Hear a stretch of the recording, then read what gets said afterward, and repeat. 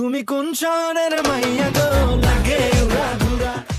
লম্বা চুল, ঝলমলে হাসি ও নজর কাড়া সৌন্দর্য দিয়ে সবার হৃদয় জয় করে নিয়েছেন এই মেয়েটি। অনেকেই তাকে কুমিল্লার রানী হিসেবে আখ্যায়িত করছেন, সোশ্যাল মিডিয়ায় তার রূপের প্রশংসা করছেন। রীতিমতো সবার ক্রাশে পরিণত হয়েছেন তিনি। তবে জানেন কি লাস্ট সময় এই নারীর আসল পরিচয়?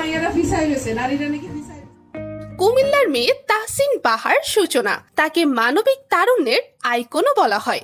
ডাক্তার তাহসিন বাহার সূচনা একজন চিকিৎসক ও সমাজকর্মী। তিনি তরুণ প্রজন্মের আবেগ, ভালোবাসা ও নানা উদ্দীপনার নাম।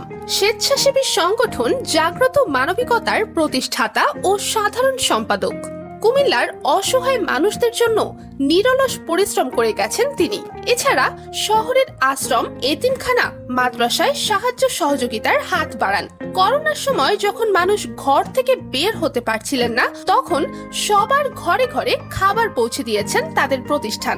এছাড়া তার সবচেয়ে বড় পরিচয়, তিনি কুমিল্লা ৬ আসনের সংসদ সদস্য আ.ক.ম. বাহাউদ্দিন বাহারের মেয়ে এবং কুমিল্লা সিটি কর্পোরেশনের বিজয়ী মেয়র। কুমিল্লার মেয়র হবার পর কুমিল্লাকে স্মার্ট নগর গড়ে তোলার স্বপ্ন দেখিয়েছেন তিনি।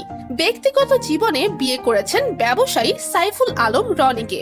সাম্প্রতিক তার দল ক্ষমতা হারানোর পর কোথাও দেখা যাচ্ছে না তাকে।